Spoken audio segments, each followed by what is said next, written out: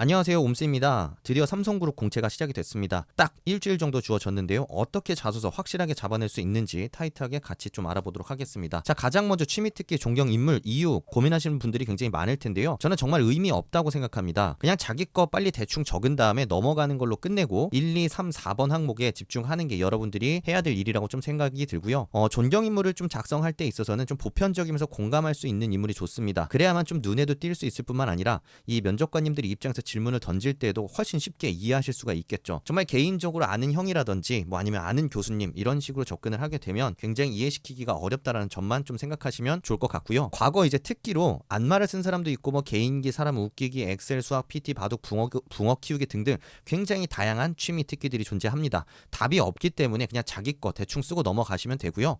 삼성 바이오로직스 온라인 설명회에서는 존경 인물에 어머니를 쓰시고 합격하신 사람도 있었습니다.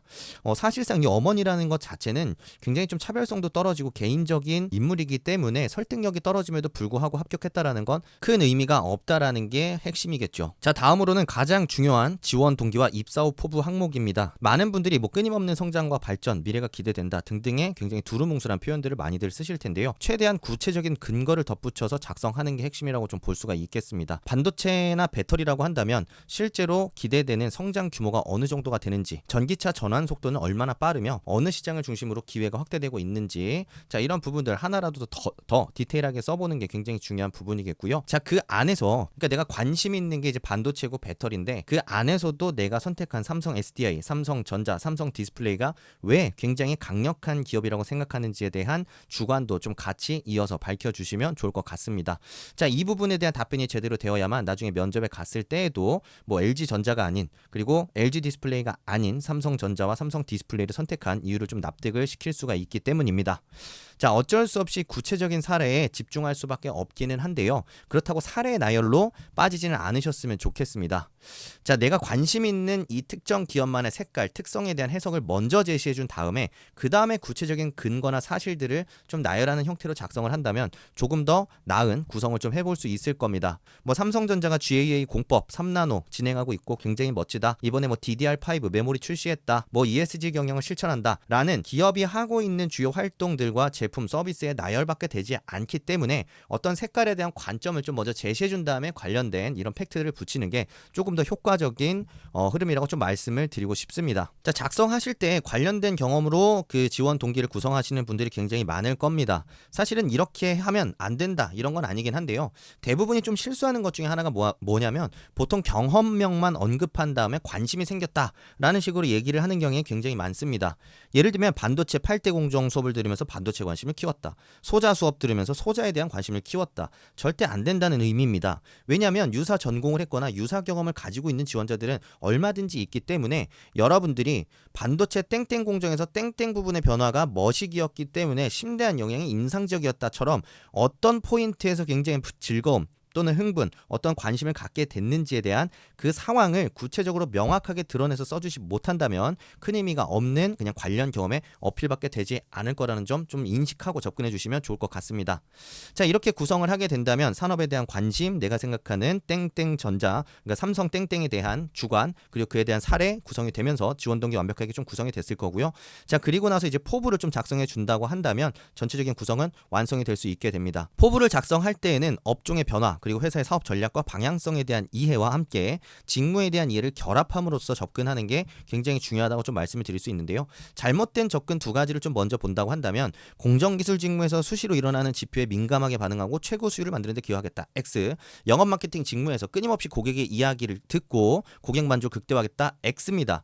그냥 이거는 직무에 대한 설명을 그냥 한 것뿐입니다. 이 직무에서 해야 되는 어떤 업무에 대한 기본적인 설명이 아니고요. 이 업종이 어떤 변화를 겪고 있기 때문에 내가 여기서 어떻게 기여할 것인지에 대한 여러분들의 구체적인 생각을 밝히는 게 입사 후 포부입니다. 그렇기 때문에 뭐 예를 들어 보험업이라고 한다면 신규 가입자가 급감을 하고 있는 상황이고 MZ세대 가입률이 문제가 있으니 디지털 전환에 사활을 걸 필요가 있다. 자, 그리고 나는 여기서 어떤 직무에서 이런 부분을 좀 기여하는데 내가 역할을 하겠다라는 식으로 접근을 해볼 수 있다라는 것이고, 디스플레이라고 한다면 경기 침체로 인해서 수요가 감소하고 있는 상황이고 이로 인해서 재고가 증가하게 되면 수익성이 악화될 수 있으니 대형 프리미엄 TV 시장에서 좀 우리가 경쟁력을 발휘할 필요가 있다고 생각하고, 나는 지원한 분야에 있어서 어떻게 좀 이런 트렌드에 맞춰서 역할을 할 것인지에 대한 생각을 또 밝혀볼 수 있다라는 것입니다. 자, 이렇게 여러분들이 관심 있는 산업과 직무에 대한 구체적 이해가 드러나지 않은 포부는 큰 의미가 없는 내용이라고 좀 보시면 되겠습니다.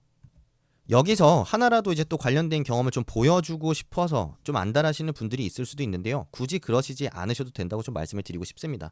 왜냐하면 개인의 어떤 기량이나 역량을 보여줄 수 있는 에피소드나 경험 같은 경우에는 2번 항목 성장 과정에서도 일부 보여줄 수 있고 4번 항목에서도 일부 보여줄 수가 있습니다. 그렇기 때문에 적어도 여러분들이 관련된 뭐 경험을 좀 얘기하고 싶다라고 한다면 어떤 표제 중심으로 간략하게 언급하면서 이 경험이 내가 지원한 분야에 있어서 어떻게 좀 기여하는 데 활용될 수 있을 거라고 생각하는지 한 100자 이내로 간략하게 쓰고 지원 동기 자체를 좀 확실하게 풀어주는 데 집중을 하시면 좋을 것 같습니다. 자, 2번 성장과정 항목 어떻게 접근하면 좋을까요? 저는 우선 이 소재들은 피했으면 좋겠습니다. 성적 올린 얘기, 해외 나가서 어려움을 극복한 얘기 절대 금지입니다. 편입 경험도 웬만하면 좋지 않습니다.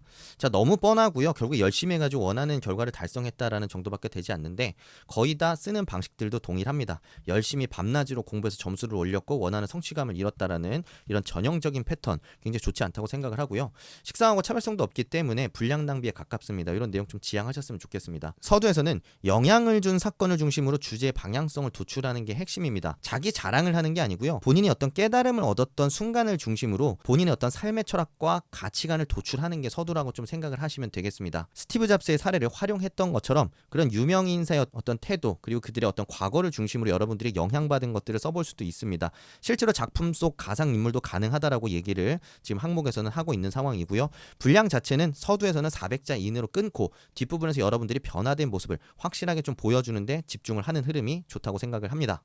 직무의 연관성을 지으면서 전개를 하고 싶다라고 생각하실 수도 있는데요. 그렇다고 하더라도 앞서 1번 항목의 가이드처럼 꼭 접근을 해주셔야 됩니다. 반도체 공정교육 들으면서 관심 생겼다? X입니다. 인턴을 하면서 해외 영업에 대한 관심이 생겼다? X입니다. 인턴을 하면서 해외 영업이라는 게 어떤 측면에서 굉장히 매력적이라고 느꼈고 이 일을 내가 해봐야겠다는 생각이 확신이 들어서 관련된 경험들을 내가 하게 됐다라고 좀 접근을 해주셔야 되고요. 근데 이런 식으로 여러분들이 쓰게 될 경우에는 성장 과정이 아니라 그냥 직무 관련된 지원 동기 내지는 역량 항목밖에 되지 않기 때문에 여러분들이 갖고 있는 좋은 가치관, 열정이라든지 뭐 도전 정신이라든지 아니면 끈기라든지 이런 것들을 보여주기에는 굉장히 어려움이 있을 겁니다. 그래서 저는 관련된 경험 중심으로 접근하는 건 그렇게 추천을 드리지는 않기는 하고요. 다만 작성한다고 하더라도 어떤 포인트에서 해당 분야에 대한 생각 전환이 생겼었던 것인지 분명하게 특정만 해주시면 좋을 것 같습니다. 자, 이렇게 서두를 좀 구성했다고 한다면 중반과 후반부는 구성하기 나름이지만 저는 고조되는 상향되는 전개를 하는 게 좀 좋다고 말씀을 좀 드리고 싶습니다. 첫 문단에서 예를 들면 계기를 통해서 적극적 학습의 중요성을 내가 깨달았다 라는 식의 어떤 주제를 뽑았다라고 한다면 그 다음에는 예를 들면 대학교 전공에서의 학습 그리고 그 다음에는 인턴을 하면서 업무 이해도를 높이기 위해서 내가 인터넷에 검색해보고 논문을 뒤졌던 학습. 자, 이런 것들을 통해서 학습을 통해 내가 조금 더 발전하고 나아가는 어떤 전개로 내용을 구성할 수 있다면 이 지원자가 굉장히 꾸준하게 어떤 노력을 통해서 이만큼 성장할 수 있었구나라는 스토리를 좀 확실하게 좀 보여주실 수 있을 겁니다. 자, 말미에서는 다시 한번 주제 정리와 함께 지원 기업 분야에서 어떻게 기여할 것인지에 대한 마무리 문장을 간략하게 좀 써주시면 될 텐데요. 한 100자 이내 정도면 충분하다고 좀 말씀을 드리고 싶습니다. 앞에서 제시했던 예를 들면 학습의 중요성이라고 한다면 항상 주어진 상황에서 멈추지 않고 지속적 학습을 통해 더욱 발전할 수 있는 뭐 땡땡 직무의 지원자가 되겠습니다.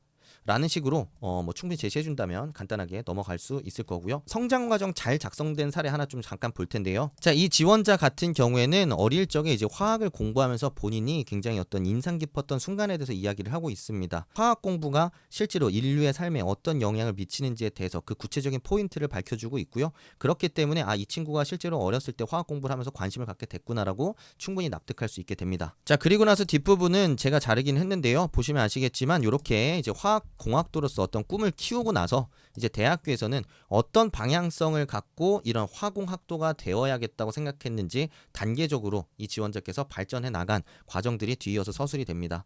그래서 이제 대학교 초반에는 화학자가 이런 안전에 대한 인식을 갖춰야겠구나라는 생각, 그리고 그 다음에는 관리자로서의 역량도 키워야만 내가 조금 더 그런 현장에서 굉장히 많은 일들을 해낼 수 있겠구나라는 어떤 관점의 확대를 통해서 성장해 나가는 스토리로 자소서를 작성했던 분의 사례라고 좀 생각해 주시면 좋을 것 같습니다.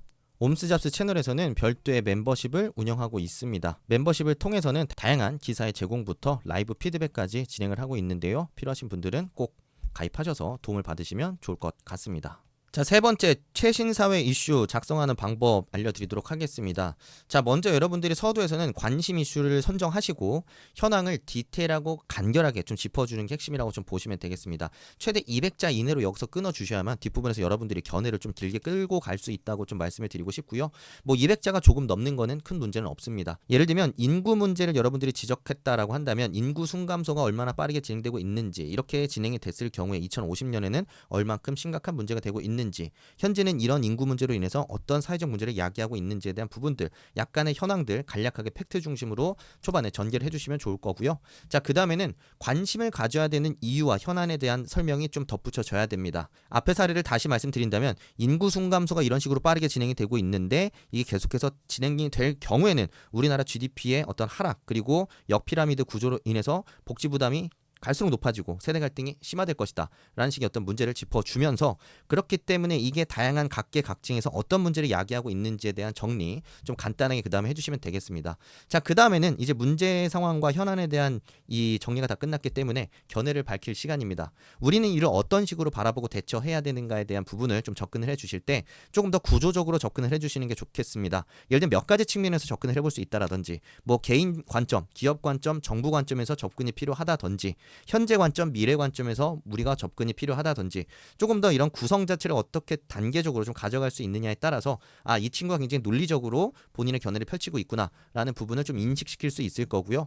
가능하다면 지원 분야와 연결을 해도 좋겠지만 그렇지 않아도 크게 상관은 없습니다. 실제로 삼성바이오로직스 온라인 채용 설명회에서도 정치적 이슈도 관련이 없다라고 언급했기 때문에 여러분들이 그렇게 신경 쓰지 않으셔도 되고요. 이 최신 사회 이슈 자체는 합당한 논리냐 아니냐라는 것 자체가 굉장히 중요한 포인트입니다. 그래서 여러분들이 스스로 제시한 어떤 이슈에 대해서 얼만큼 흐름 자체와 구성 자체를 설득력 있게 끌고 갈 수 있는지, 근거의 구체성은 충분한지 등등을 점검하는 게 굉장히 중요한 포인트라고 생각을 하면서 본인의 관심 있는 이슈 자연스럽게 풀어보셔도 될 것 같습니다. 과거 삼성전자 CEIM 사업부 품질 직무에 합격하신 지원자 같은 경우에도 무슨 OTT 트렌드를 가지고서 이 사회 이슈를 쓰셨던 적도 있었습니다. 직무와도 관련성이 좀 많이 떨어지고 어떻게 보면 회사와도 관련성이 좀 많이 떨어졌음에도 불구하고 상관없이 합격한 사례가 있기 때문에 그런 부분들도 여러분들이 편하게 본인의 견해를 가장 잘 펼칠 수 있는 이슈를 선정해 주시면 될 것 같습니다. 자, 그리고 이 최신 사회 이슈 작성한 사례 한 2개 정도 좀 준비를 했습니다. 요거는 여러분들이 각각 화면을 좀 멈춰놓고 보셔도 되고, 아니면 이제 블로그에 제 게시글을 통해서 별도로 이 관련된 내용들 게재할 예정입니다. 그렇기 때문에 블로그 이후 추가도 해 두시고 게시글 올라왔을 때 좋아요, 공감도 같이 좀 부탁드리도록 하겠습니다. 게시글은 3월 9일 오전 11시에 블로그에 올라올 예정입니다. 자, 마지막 4번 항목입니다. 있는 회사도 있고 없는 회사도 있습니다. 그 필요에 맞게끔 여러분들이 쓰시면 될 것 같고요. 우선은 전문 지식과 경험에 대해서 묻고 있는데 구성 방식은 사실 다양합니다. 이공계나 R&D 직무 지원자분들 같은 경우에는 이제 뭐 논문을 쓰시거나 아니면 어떤 연구 활동을 하면서 진행했던 프로젝트 하나 가지고 쭉 쓰는 경우도 있는데요. 그게 상관이 없다고 좀 생각을 하고요. 우선은 중요한 포인트는 이겁니다. 여러분들 관련된 프로젝트든 에피소드든 경험이든 뭐 무언가를 풀어내는 데 있어서 해당 프로젝트를 어떻게 수행했는지에 대한 내용만 쓸 게 아니라 이런 프로젝트를 수행한 결과가 무엇이 나왔고 그 결과가 갖는 의미가 무엇인지까지 반드시 풀어주셔야 됩니다. 그러니까 예를 들면 이 실험을 내가 수행하면서 풀어낸 이 결과물 자체는 내가 지원한 분야에서 어떻게 도움을 줄 수 있고 어떤 부분을 이해하는 데 굉장히 중요한 역할을 할 것입니다. 그렇기 때문에 나라는 사람이 이 직무에 적합합니다. 라는 어떤 세일즈 논리까지 확실하게 제시해 주는 게 중요하다는 의미고요. 예를 들면 이런 실험을 수행한 적이 있다 하고 끝나는 게 아니라 이런 시험에서 이것저것 테스트하면서 어떤 이해도를 높였기 때문에 이 부분은 지원 분야에서 무슨 업무를 할 때 있어서 있어서 내가 기여할 수 있다고 생각합니다 까지 눌러 담는 게 중요하다고 좀 말씀을 드리고 싶고요. 그 다음에 이제 예를 들면 여러분들이 그 천자를 채우는 데 있어서 구성 자체를 두 가지 주제와 소재 그리고 근거를 덧붙인 형태로 구성을 해보실 수도 있겠습니다. 그래서 뭐 예를 들면 제가 생각하기에 좀 베스트라고 한다면 하나는 태도, 직무 역량 측면에서 하나의 주제와 소재를 좀 구성을 해주시고, 또 다른 하나 같은 경우는 여러분들이 직무 관련 뭐 자격증이나 교육, 이수, 이력 혹은 자잘한 경험들을 좀 이제 하나로 묶어서 좀 제시해 주시는 방법도 생각해 보실 수가 있을 것 같습니다. 자, 이런 식으로 관련된 것들을 좀 하나로 묶어서 여러분들이 제시를 한다고 하더라도 마찬가지로 세일즈 논리 덧붙이는 거 절대 잊지 마시고요.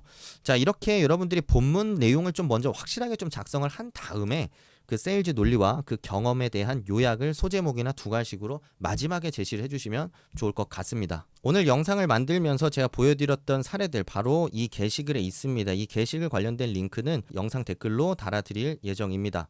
자, 그리고 참고하기 좋은 자소서 작성 사례를 좀 준비한 바 있습니다. 요 같은 경우는 이벤트를 통해서 좀 보내드릴 예정인데요. 우선은 두 가지 방식으로 참여가 가능합니다. 요거 댓글로도 한 번 더 남겨놓을 테니 꼭 참고하셔가지고 필요하신 분들은 참여해주시면 제가 매일 저녁마다 일괄 발송해드리도록 하겠습니다. 영상이 도움이 되셨다면 좋아요, 구독, 알림 설정 꼭 부탁드리고요. 다 하신 분들 합격 열렬히 응원하도록 하겠습니다. 영상이 도움이 되셨다면 좋아요, 구독, 알림 설정 모두 부탁드리고요. 모두 하신 분들의 합격만 기원하도록 하겠습니다. 감사합니다. 옴스였습니다.